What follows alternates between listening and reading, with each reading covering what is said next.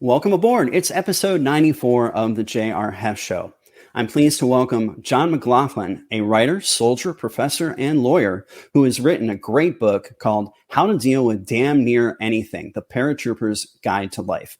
This book is about the 5 traits that make up being a paratrooper, things like self-awareness, initiative, efficiency, insistence, adaptability, those 5 traits and how you can apply them to your life. Now, John is a former Army paratrooper who has served across the United States, Europe, and both Iraq and Afghanistan. After beginning his career in intelligence, he attended law school at the University of Virginia and became a judge advocate. His writing background includes work as a journalist, a columnist, a speechwriter, and editor, along with teaching as an adjunct professor at universities in Virginia and Maryland. His mission now is to help others develop as the military helped him develop. Great conversation with John. I know you're going to enjoy it. So let's get underway with John McGlothlin.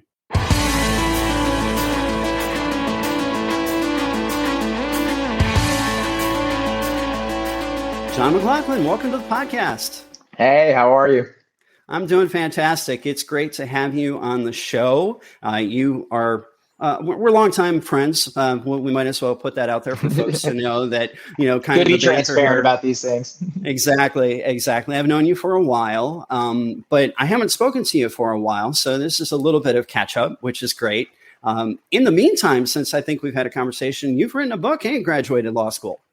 It's been a busy time. It really has been. Trying to take good advantage, book-wise, of the opportunity the pandemic afforded me to a lot more free time, since obviously we weren't doing a lot of things as a society. So I decided to pursue this project that I've been thinking about for a while.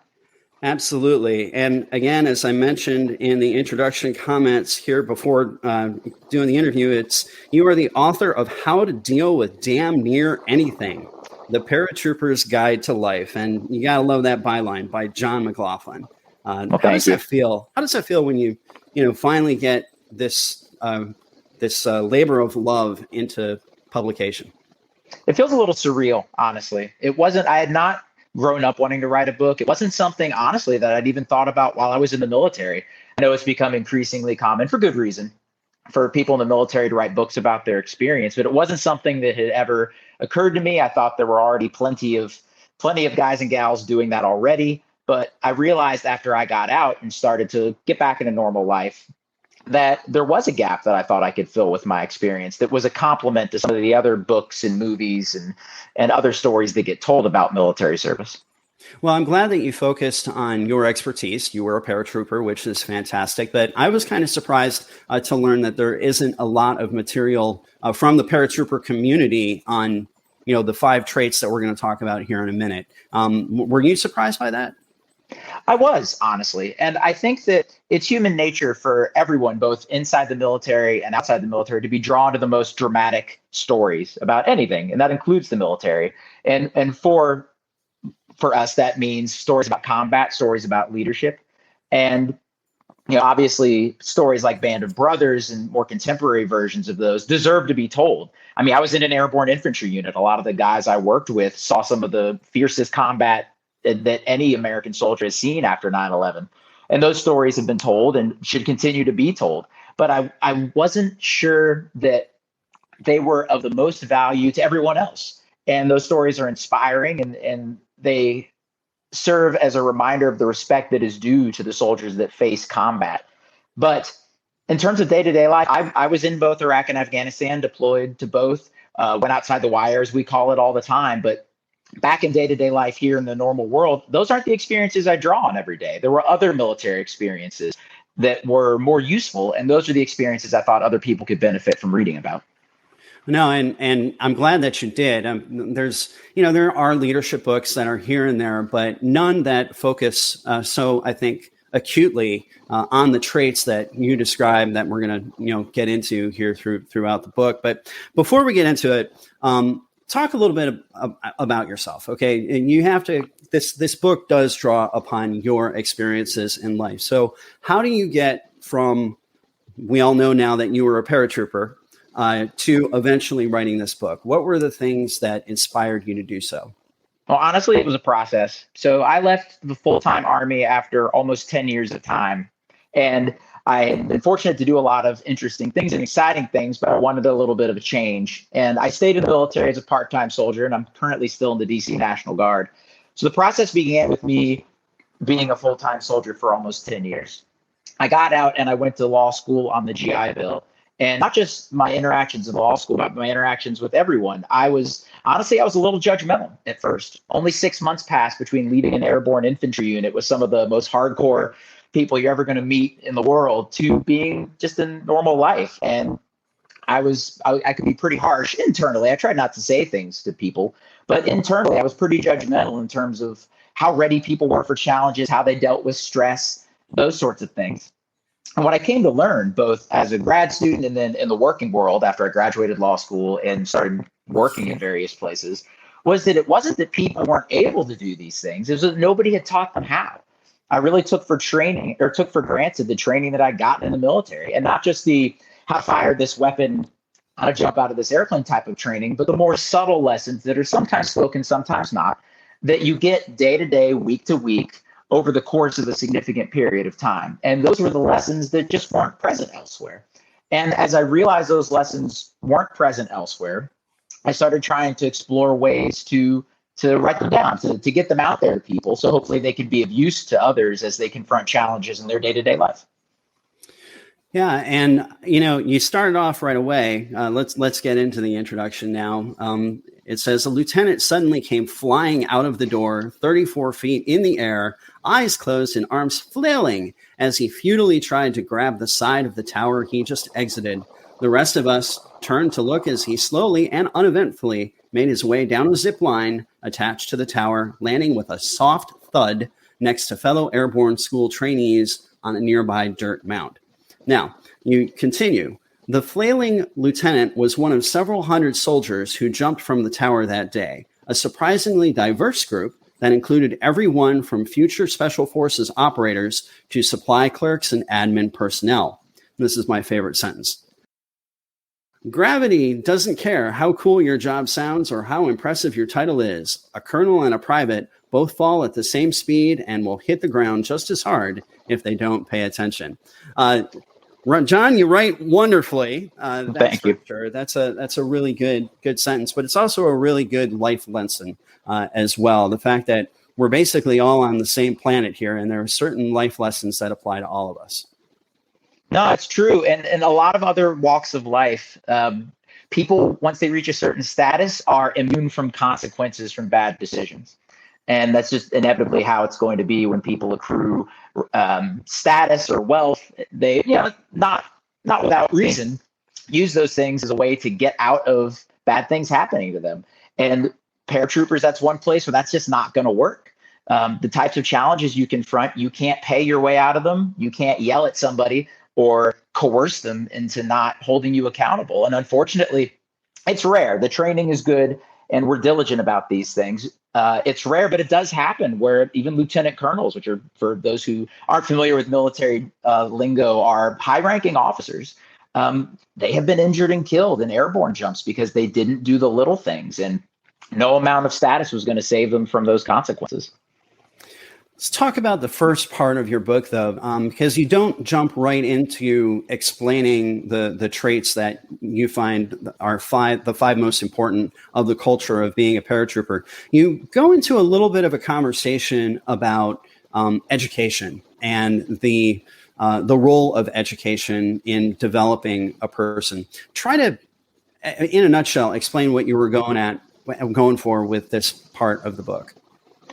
The reason I started there was because I wanted to give people an idea of why they hadn't learned these things already, to talk about the gap that was going to be filled before I made an attempt to fill it. And when it comes to classrooms specifically, I had a good experience, all things considered, in higher education. So I'm not coming from a place where I'm trying to trash colleges or be mean to them. Certainly they have their failings, some of which are pretty serious. But the failings I was focusing on are things that colleges really aren't built to do at all. It's not that they don't care about their students. They do overwhelmingly. It's that they're not the type of institutions, they're not built to, and they're not rewarded for, either by students or faculty, accreditors, any of the other places that hold them accountable, for teaching these traits, because these traits, they don't lend themselves to being in curriculums. They don't lend themselves to being graded or tested.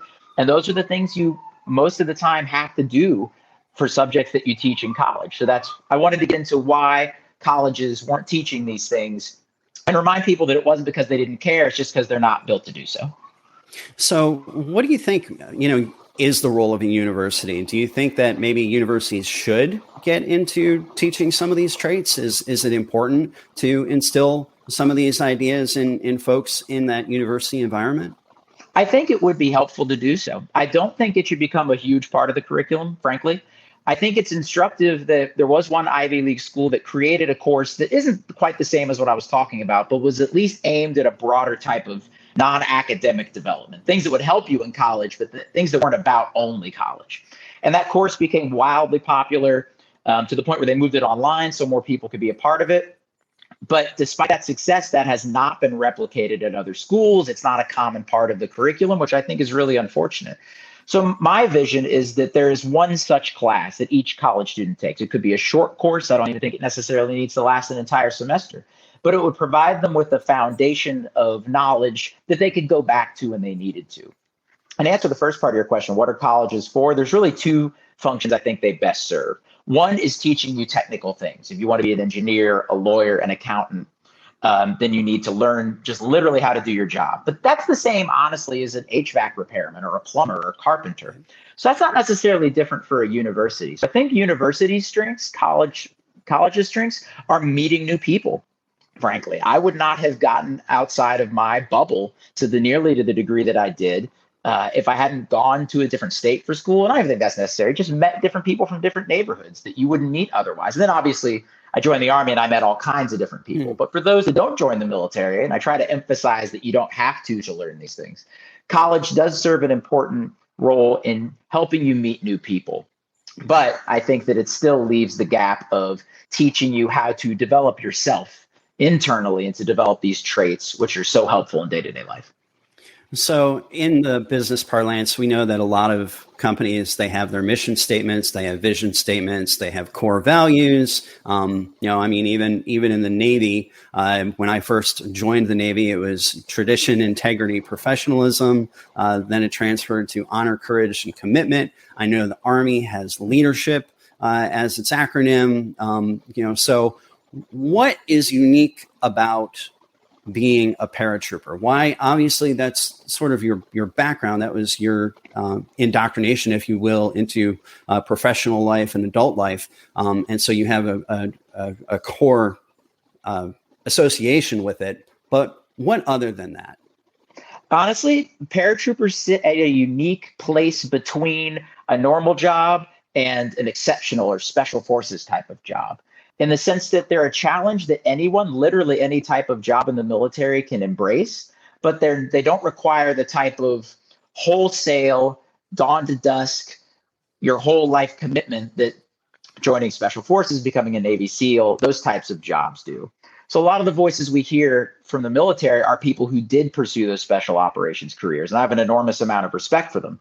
But those careers are so different from regular life that I'm not sure that they have a lot of lessons to teach. But being a paratrooper, as the excerpt you mentioned from the intro mentions, you can be a supply clerk and become a paratrooper. You can be an admin person. You can be jobs that are possibly seen as mundane by people normally, but you can still chase this exceptional experience.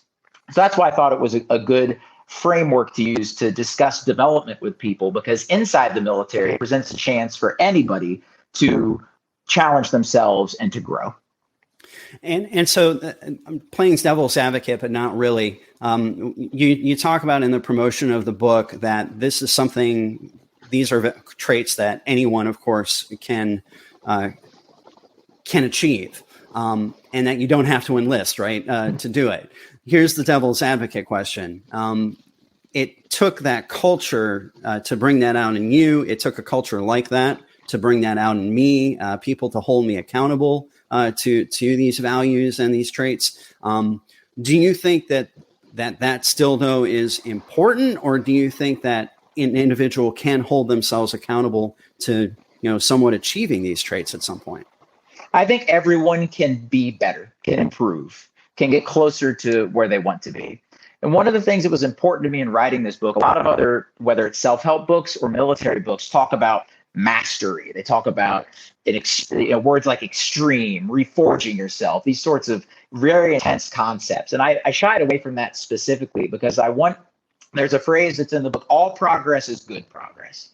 And I don't want people to feel like they have to wholesale reinvent themselves. Now, for some people, that may be appropriate. I know 21-year-old me, when I made the decision to enlist in the Army, I did want to almost, if not entirely, reinvent some parts of myself. There are things I wanted to continue, but there are things that I wanted to drastically change.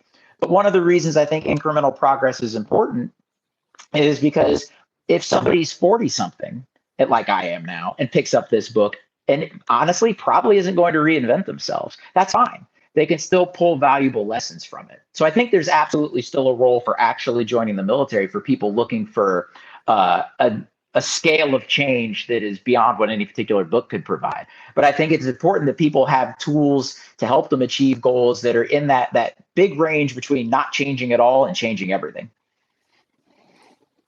Awesome. All right. Well, let's get into it. This is the meat of the book. This is what folks want to know. What are these magical 5 inner traits that we're talking about in terms of the culture of a paratrooper? And honestly, I think a lot of you will listen to it and you'll be like, yeah, okay, that makes sense. So we're looking at self-awareness. All right. And just briefly, it's the willingness to be honest with yourself in all respects. Initiative, the willingness to act. Efficiency, the willingness to think practically.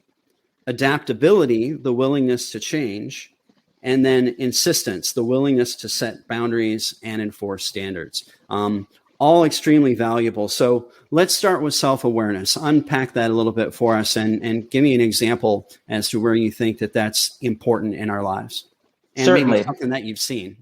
Oh, absolutely. One of the reasons self-awareness came to mind as one of these 5 traits was that people are so close to each other in the military, especially in the parts of the military that are like being a paratrooper, where it's not a desk job primarily, that you're so close to each other that any attempt to create a false you is probably going to be a waste of your time. I can't guarantee it will be, but most of the time it's not going to do you any good because people are around you so much that they're going to realize who you really are.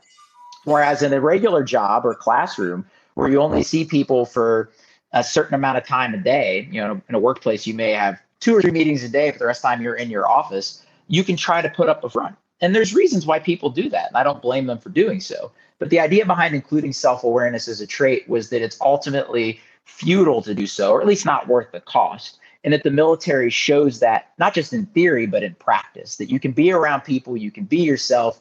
And even if they get to know the parts of you that you aren't the most proud of, they'll still like you and work with you and are willing to embrace you.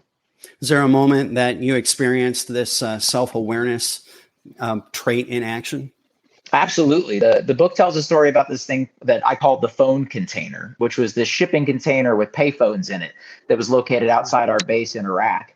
And all kinds of phone calls that would normally be kept private, you could hear them happening. You tried not to hear them, but there's only so much you can do to ignore somebody, discussing divorce terms with their spouse, or whether the conversations were happy or sad. There were glimpses into people's lives you wouldn't usually get. But the thing was, that didn't change our opinions of each other. I mean, we might know more about someone's marriage and the struggles they were having in terms of our coworkers than we would ever know in a civilian job. But that didn't cause us to think less of them. That didn't cause us to stay away from them or otherwise harm our impression of them. It causes, if anything, worst case, we stayed neutral and we thought, okay, not necessarily our lane. But sometimes it caused us to, we didn't try to violate their confidence, but caused us to look for opportunities to do what we could to support them. Maybe you go a little early today. Maybe somebody takes a little bit of that work off your plate because we were aware of what was going on. And it's impossible to really be self-aware if you've put up this artificial version of yourself, which we're all tempted to do, but ultimately isn't worth it. And that phone container really gave a glimpse into people's lives and allowed other people to see into ours in a way that I hadn't experienced before. I love how you described, soldiers trying to crawl into the corner of the plexiglass and cup over the phone as best they possibly could to have their private conversation. But now I've been in those boxes. There's no way you're hiding a conversation at all. Initiative. Initiative is something I think that it's somewhat self-explanatory for most of us. You got to get out of the bed in the morning and get after it. But I think you mean more than this. So describe initiative. Certainly. Initiative on a surface level, like you said, is just doing something instead of nothing. And the cardinal sin in the military, at least in the parts of it that I was in, was not making a decision at all, whether it was in the moment in the field or on patrol in Iraq or Afghanistan, but more importantly, in just your day-to-day life. That worst case scenario, you make a decision, you make a mistake. You know it's a mistake, you learn from that mistake, you pull out the lessons that are there to be learned, and you keep going. You make another decision, a different decision. And you can't have progress if you're stuck, if you're unwilling to make mistakes. And one of the stories I tell in the book is about how that surprisingly put you in a better position, where at airborne school itself, I had a soldier that asked to switch places with me because that would leave me being the first person out the door for the jump.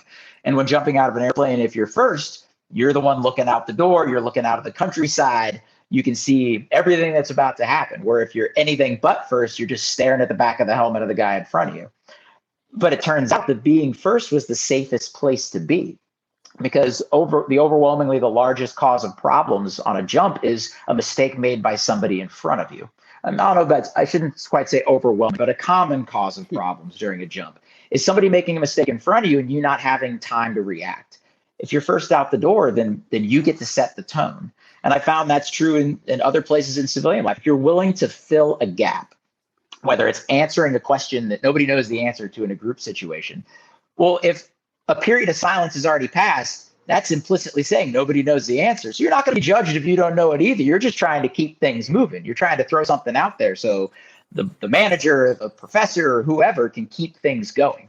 So to encourage people to take advantage of those opportunities to take action, even when it seems like it's the safer choice to just hide and to wait for others to do so.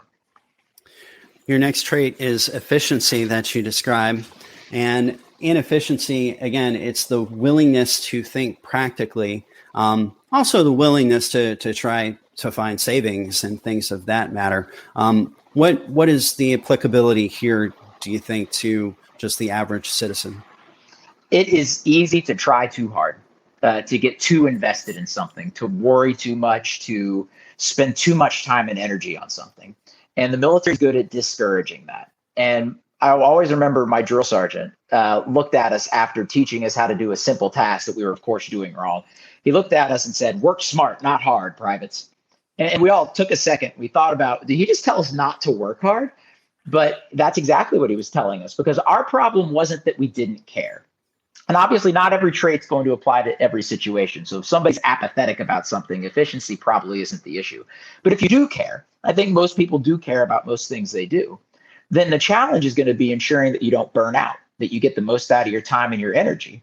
And that's what efficiency does. It encourages people to recognize situations where they may be too passionate or too invested, and to take a step back, to recharge. Certainly saw that in law school, saw that in academia, some of the other places I've worked. Take a step back, take a deep breath, live to fight another day.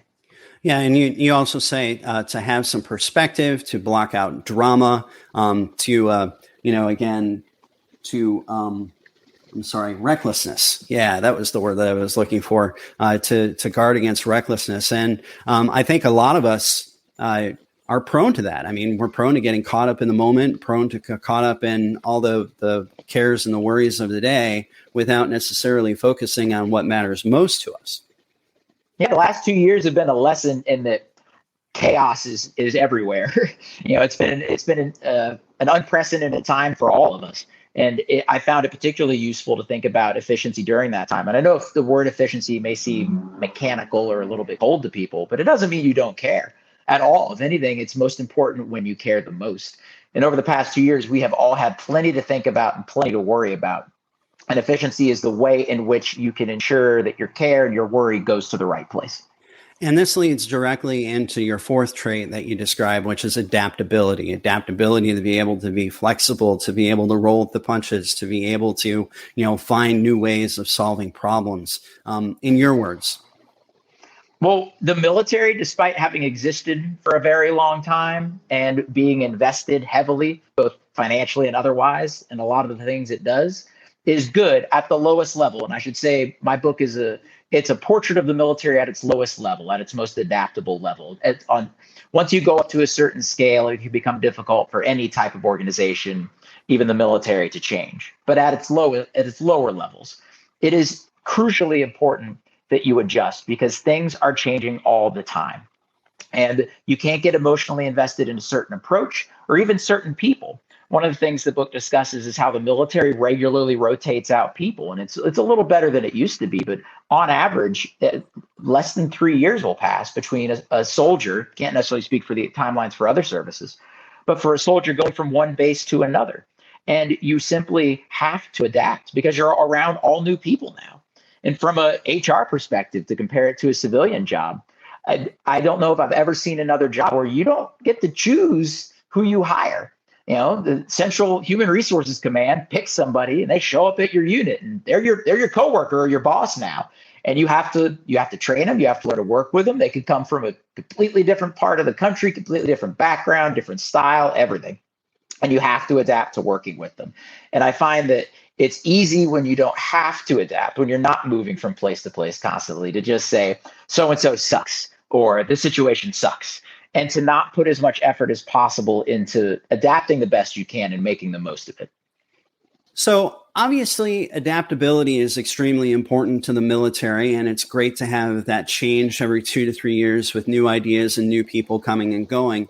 However, it's the U.S. military, and for 246 years and counting, it has pretty much been the rock of stability for protecting the country. And that leads us to your final trait of insistence. Talk about the importance of this trait and, using processes, procedures, you name it.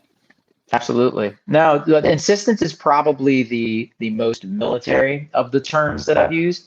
Not that the military uses that word specifically. In fact, I rarely, if ever, used that word until I was writing this book and figuring out what concept captures this important idea. And if you look at the other 4 traits, they're probably things people have heard of and they know instinctively they're supposed to be good at. Like, yeah, I should be self-aware. I should be adaptable. And the point of including them here is to show how the military offers unique lessons that people can learn in terms of doing them better. Insistence is different, and it's one of the reasons I left it until last. Insistence is about knowing where to draw lines, where to enforce standards, to not always have to adapt. And I found that a lot of good people I knew, unfortunately, were letting some of the more aggressive, some of the less self-aware people set the tone for them. That people were, unfortunately, too willing to let people behave in ways that made them unhappy, that prevented them from reaching their goals, were toxic or dramatic or otherwise counterproductive. And they wanted to do that because they're nice people. But at some point, lines have to be drawn. You have a right to determine the environment that you live in day to day. And it's extremely important to do so, to keep all your time and energy from going towards people who will just take and take and take and never give back, certainly not give back in the amount that they're taking. So insistence is about recognizing that behind the decisions you make should be an objective standard. And that standard can be different for different people. We're all entitled to decide how much drama we want to tolerate. And that's going to depend on the types of relationships we have with people, what kind of drama, where we're at in life, where they're at in life. And the idea wasn't to give everyone a script that they had to follow, but to ensure that people were considering that the necessity of a standard, of enforcing boundaries, of ensuring that the people that they're around acted in a way that was helpful to everyone involved. And one other thing worth mentioning, each trait in the book dives into the relevant academic research regarding these types of behaviors. It's not just my perspective or the military's perspective. And one of the things that research shows regarding insistence specifically is that people will change. Not only if other people hold them accountable, but if they think they might be held accountable. It doesn't even, once it's happened once or twice, it doesn't have to happen again. So it's not about people having to constantly fight this wearying battle to remind others how to behave. It's just about picking important moments, drawing lines in those moments, and understanding that can do work indefinitely. And that you really can't have a positive impact on a group situation by ensuring that it's not just the most aggressive people that get to decide how the environment is for everyone else. One thing about insistence, and I'm not sure if it's in your book or not, but do you talk about time commitments and about the ability to say no to requests and things like that?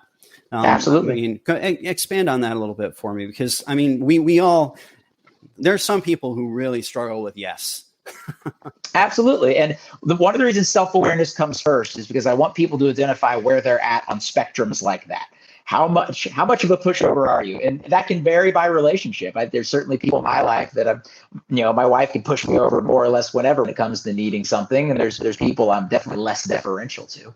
But once you become aware of where you're at, then you can evaluate if that's where you should be. So when it comes to insistence specifically, and it comes to saying yes specifically, you have to be aware that other people won't recognize your needs. Not necessarily because they don't like you, they could love you, but they won't always be aware of the other commitments you have, of what else you have going on. And it falls on you to be the guardian of your own space.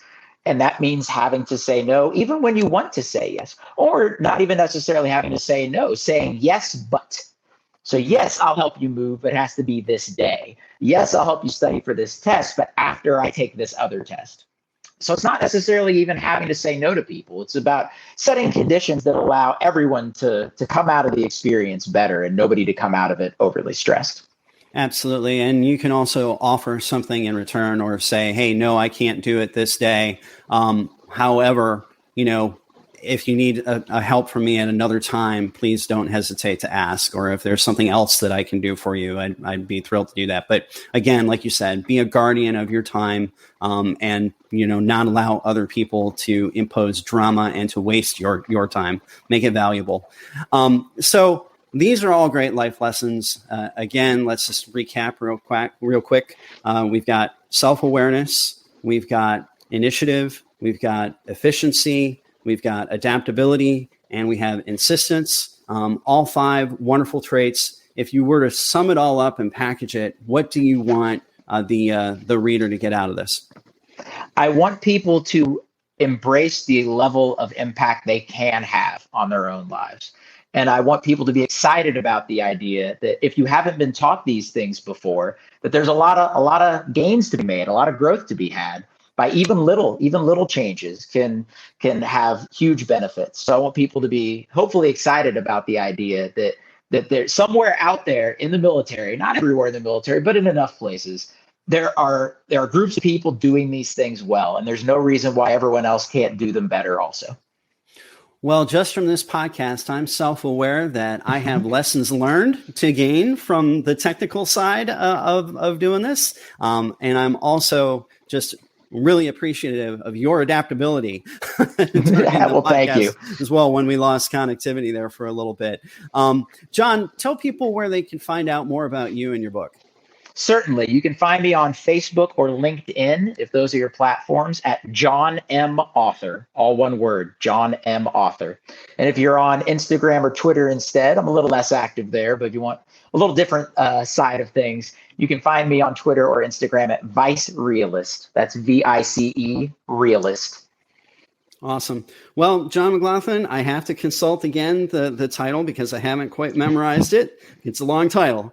How to Deal with Damn Near Anything, The Paratrooper's Guide to Life. That's not that hard to remember. I should remember that. John, thanks so much for being on the show. Thanks for having me. It was a joy.